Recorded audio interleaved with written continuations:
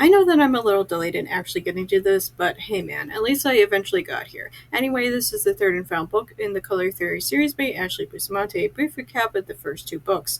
In Vivid, we're introduced to Ava Locke, a student at a school that focuses on color-based magic. Her world is turned upside down when an illegal yellow magic user breaks out and seems to begin to terrorize the school. Ava is quick to become obsessed with him, which turns into something more when she actually ends up having a real conversation with Elm. Ava's world begins to unravel when she uncovers the fact that she isn't a yellow magic user, but rather an orange one, and that her parents were both yellow magic users. Her powers were hidden by her mentor, Celine. This is the same woman who spearheaded the movement to remove yellow from society and labeled them as dangerous. In Book 2, Radiant, Ava had gathered support from some of her classmates, but they were being hunted and it was no longer safe to stay in Magnus. With the help of an old childhood friend of Elm's, the group managed to escape only to discover that there was a city full of yellow magic users. It was here that Ava discovered that her parents were alive and well, but not all was right in this supposed safe haven. The current mayor was content to maintain the status quo and arrested Ava and her friends for daring to even think about rocking the boat. And the end of Radiant, Ava and her friends wanted to stop Celine, which they did rather quickly, only to discover that there was more secrets in Magnus than they could have possibly realized. Chapter 1. The story starts off with Ava saying that the scars on Magus are internal, and then goes on to explain about how it's easy to heal external scratches. And I feel like we're already off to a rough start with this, mainly because internal wounds are something that are quite real, but also 100% fixable, assuming, of course, that the doctor acknowledges that they're there. Being trained in healing, you would think that Ava would understand this, that sometimes wounds simply aren't literal skin-deep issues. Anyway, this wound that Ava is referring to is the fact that Celine has been keeping literal children in a bunker for who knows how long. It's not some doom and gloom place either, but something reminiscent of an actual daycare. She looks to Elm for some sign of hint that this is familiar to him. After all, he was held prisoner and forced to use his powers to help power the city for a decade, but Elm is as confused as Ava right now. To the surprise of nobody, Celine is quick to use one of the children as a human shield. I don't know why Ava is surprised about this. The woman literally tortured Ava back in Book 1.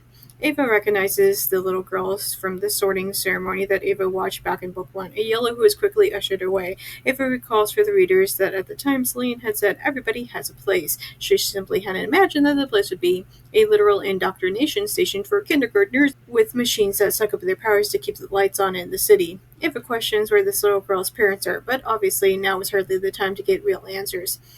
Celine doesn't so much use this child as a shield so much as she relies on how she's groomed the child to blindly obey anything Celine has to say. The little girl is quick to turn her yellow powers onto Ava to force her from the room. However, being a matured yellow magic user, Elm is unaffected by the little girl's attempts to remove him as well. At this point, the rest of Ava's friends come in, ready to continue the fight, or whatever they think might be happening. Like Ava and Elm, they're shocked to find a room full of children's drawings and cartoons. Once more, Celine uses the children that she's groomed to attack our heroes. Ava yells for Elm to do something, but he says that there's too much yellow magic at play right then. When she tries to use her own yellow magic, Ava understands what he means. I like to pause here and comment on how odd it is that Celine has been keeping a bunker full of children that she's trained up as many soldiers, and she somehow thinks that she's doing the right thing in all this. Give me a break. You're psychotic. If you were to slap the Law and Order SVU logo on top of all this, nobody would bat an eye.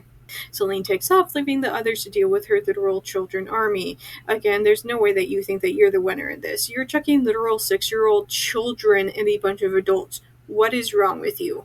Ava gives chase using her yellow magic to stop some benefactors from getting in her way. With her red magic, she catches up with Celine in no time. However, when Ava tries to use more yellow magic on Celine to get her to stop, she finds that she's stretched herself too thin. She instead uses a tried and true method to just take Celine down instead. A headbutt. While Celine is reeling from that, Ava is finally able to take control over Celine using her yellow powers. As Ava does this, she scoffs over a recurring idea from the second book. Celine was so focused on completely removing yellows from the picture that she forgot to teach the reds and blues how to protect themselves against the yellows' mental attacks. However, simply because they have Celine in custody doesn't mean that this is over, mainly because we're 6 pages into a 333-page book. If this was the end, then it wouldn't have carried over into a third book. Love my Snark? I also offer book editing services where I bring that same approach to your writing. If you'd prefer a more traditional approach, I also offer professional book editing services. You can contact me on any of my social media platforms if you have further questions about my editing services, including pricing options. Chapter 2. While they put Celine into cuffs, I can only assume that they're anti-magic ones. They debate on how to proceed with the children. It's not so much the issue of what to do with presumably a couple dozen yellow children. The issue is more the way that Celine had groomed them. Eventually, Elm says that he can control Celine to issue orders to the children, so they take her back into the nursery room, although the people perp walking Celine don't really give a hoot and intentionally ram her into the corners. In there, the children are still using their magic to force the others to beat each other up. She, or rather Elm, clears her throat. I was mistaken about our guest. Please do not harm these very attractive and talented individuals. Laying it on a big thick there, are we, Elm? Mercifully, children are kind of dumb, especially when they're quite young. They obey like this isn't an unusual thing to say. After Ivan orders his men back outside, Celine then tells the benefactors to leave, although Ivan knows that they're playing with fire with the benefactors, seeing as how they're not that stupid. Before they go, Celine goes to tell the children not to listen to her anymore, saying that she's utterly ridiculous. I doubt that it would work, but you never know. In the final paragraph of the chapter, there's a really random line. Outside the room, everyone grapples with benefactors once more. That's literally the end of that. All of our heroes get away after that. If you're interested in reading my own stories, you can purchase my spicy short stories as well as 2 full-length novels on Amazon. I also frequently run flash sales on my stories. If you're not already following me on Reddit, I recommend doing so to stay updated on when I offer free content. Reddit is currently the only place where I'm advertising myself these days. Chapter 3. As they continue their perp walk, Ava muses about Celine, about how she seems smaller right now. She also explains to the raiders that they've got 4 benefactors that they hope to use orange magic on to clear away Celine's influence. I don't know what that means. Did Celine figure out how to use mind control on all of her police force? Is that why everybody's been so obediently following along with everything that she has, no matter how literally insane that it is? Several others in their group then start to loudly scream that there's mice acting oddly. Makes a weird joke. The entire thing is quickly brushed over like it's nothing. I really only mention this in the hopes that it will come back and become relevant again, but I've also learned not to get hung up over throwaway scenes because a lot of them are literally never mentioned again. Celine seems really interested in watching Sammy manipulate the barrier so that they can leave. Ava worries that Celine is going to dismantle the barrier simply so that she can attack everybody else. But when it's her turn to go through, Celine seems afraid. When Ivan pushes her through, she seems startled that she can actually breathe. I know that it's been close to 2 years since I read Radiant, but I seem to recall Ivan mentioning about how Celine knew exactly where all of the yellows had gone. They get into helicopters. Let's stop with the fantasy names and call a spade, shall we? As they leave the area around the barrier, Ava can't help but note that it looks a lot darker than it usually is. They land in Neo Prison, where the military takes custody of Celine and the benefactors to put them into a maximum security prison. As the endless perp walk continues, the crowd jeers at them. Nobody blames the crowd, considering that Celine literally tore the country apart and killed a lot of people, mainly to stroke her own wounded ego. The book then reminds us that our group of heroes escaped from prison right before they'd gone to face down Celine, which thanks, I had literally forgotten about that. Ivan is quick to hand-wave all of that away, which he'd better considering that he's currently got bigger fish to fry other than a handful of angry teenagers. Before they all go, Elm reminds Ivan that they have to keep Celine intact in order to help with the children. After saying goodbye to her friends, Ava's parents bundle her up and whisk her away. They care for her as the realization of what happened finally begins to sink in. When she wakes in the morning, she lies on her parents' sofa and thinks about Celine being in prison. She thinks that she and her friends escaped prison, and Celine is so cunning. But Ava is quick to remember that she had the help of her friends, and they were using multiple types of magic, including secondary color magic. Celine has nobody else with her and only red magic. She then goes over to Elm's apartment, where she spends some time wondering if he's even awake. Right then, he comes to the door and playfully chides her for sending out the suggestion that he should open the door. They start talking about the children, since that has yet to be actually resolved. Ava expresses concern over their well-being. Elm is quick to reassure her that they need the yellow magic to help power the barrier. But that only brings up why it is that these children were kept in what's essentially preschool, yet Elm was imprisoned and tortured. Because Celine has an unhealthy relationship with cruelty, perhaps. It's not so much that as it is about age. Celine was able to grab these children before they could really understand anything about the world. She was able to rip them from the arms of their parents and start grooming them right away. You also have to remember that Elm would have been in the first wave of yellow magic users that were captured. Celine likely didn't have a system in place. Something catching flies with honey. Elm later verifies the idea of the system that they had to keep the lights on in Magnus. Then he laughs about how they were worried that he would become a threat if they released him, so he turned into that threat. But Ava also wonders if some of Elm's imprisonment doesn't have anything to do with Elm's father once rejoining Celine's offer for a date, which is only violently reminding me that a lot of this is because a girl was once rejected by her crush. Ava changes the subject and tells him that she'd like to try orange magic, to use her yellow magic to give somebody red magic. Since Elm is right there, he volunteers as a test subject. He then proceeds to crash into something but laughs the entire thing off. He claims that she gave him all of the powers of red magic, including their strength. Somebody then shoves a letter under Elm's door asking for them to meet with Ivan, so they go. In his office, Ivan tells him that he'd like for Ava to go talk to Celine, that they've been trying to get her to talk all night, but she refuses. Ava is confused because they have her in custody and they know where the children are. What else is there to find out? Oh, my sweet summer child. Ivan then says that he's worried about genetic experiments that they suspect Celine has been conducting. I would ask why it is that the first thing that popped into my mind was eugenics, but honestly, Celine is literally trying to ethnically cleanse Magnus. It may not be the same kind of ethnic background that the mustache Austrian artist had in mind, but it sure fits the loose definition. Whether I'm right about this remains to be seen. Ivan only knows that Celine is conducting genetic experiments on people but doesn't know the details, which is why he needs Ava's help in pushing Celine's buttons so that she'll talk. Patreon has recently introduced free memberships. By joining, you'll be able to enjoy the same content I post on Tumblr, now conveniently available on Patreon. Patreon supporters can enjoy even more book Snark starting at only $1 a month. Plus, Patreon now offers a 1-week free trial, and don't miss it. Big shout out to Phoebe for supporting me on Patreon already. Also, huge thanks to Josh and Mark for making a one-time donation.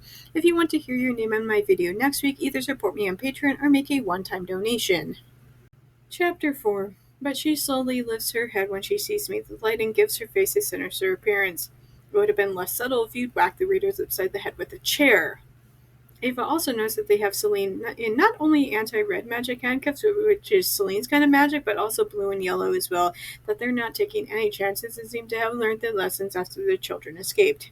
Although I feel like this is less worry from the previous escape and more like Celine is the leader of the movement that swept across Magnus. She was literally kidnapping and grooming yellow children. Of course I'd want to make sure that there's no way she can possibly escape. Now that Ava is face to face with her former mentor, Celine immediately starts trying to play mind games with her, trying to get under her skin and plant those seeds of doubt. Celine talks about how the others dragged Ava down. But Ava is quick to counter that with reminding Celine that she's not the one currently placed in 3 different handcuffs. Although Ava does remind Celine that they aren't using yellow magic to force her to talk, she goes on to explain exactly why, that doing so always plants seeds of doubt that the information gained from such tactics wouldn't simply be what the yellow magic user wanted to hear, as the court system might say, inadmissible in court. This only leads Celine to her only line of defense, to blame every single bad thing on the yellows. That'll teach them! However, Ava is quick to point out that yellows aren't the ones currently in jail for eugenics-themed experiments and starting a genocide event. Celine doesn't like being called out and is quick to dismiss Ava. Ava goes back to Ivan and Elma. Apparently, neither of them were watching the interview, which is like Police Work 101. Don't send in somebody alone, or at least without supervising via cameras or a one-way mirror. Come on, watch a crime drama, would you? Anyway, Ava says that she wants to try and use orange magic on one of the benefactors, that when Dr. Iris and Elm used it on her, it really helped her. So they bring in the doc and one of the benefactors. At first, the girl is afraid and hurts herself trying to do magic to get away from Elm, but she randomly calms down when she sees Dr. Iris, even though Dr. Iris admits that she's now on the side of the mentalists. And then it's like a switch is flipped in this poor girl's mind. She begins to realize that these people haven't actually done anything bad to hurt her. The entire thing is so laughable because it's like Celine can't even convince people to stand against yellow with her. She has to force them to support her way of thinking, using yellow magic, I might add. This is how you know that you've really got a winning cause, when you have to use magical mind manipulation to get people to agree with you. Ugh. They then repeat the orange magic cure on the next one, but when they bring in the third, the orange magic doesn't work. Although Ava begs for them to try again, it's obvious that this one is a true believer. You knew that there were likely some out there who believed in Celine and purple supremacy, but still, it's a little startling to actually come across one. They bring in the last benefactor, who also immediately snaps out of it, but despite Ava's relief, Elm senses that something is off with this one. He's all, golly, I did some awful things, didn't I? In a way that strikes me as being rather insincere, and I think that Elm can sense that about him. Can tell that using orange magic on this one went the same way as the screaming Chromatic moments earlier. The benefactor introduces himself as Jaden, so he'll probably be important later. None of the others got names. I also feel like we've met this character before, but it's been too long since I read the other books, so who knows? They told Jaden that he's going to be held in quarantine with the other benefactors until he can prove that he's trustworthy. They then laid him away. However, once they're alone, Ivan's certain about how most people aren't going to accept the benefactors in Neo Prison, but Ava is quick to remind him that if they're willing to accept that the benefactors have been reformed, then trust is a two-way street. These people deserve to have somebody willing to take a chance on trusting them. Can't wait for Jaden to betray them. Thanks for watching. New Book Snark videos go live every Monday with occasional extras during the week. Your support means so much, even if it's not financial. Watching my videos, subscribing, and liking and sharing them with friends all go a long way in helping my channel grow. If you've already caught up with all of my videos, you can go to Facebook, WordPress, Tumblr, or free on Patreon for my main book Snarks, always free and updated every morning. A link tree for everything is posted below. See you next week, guys!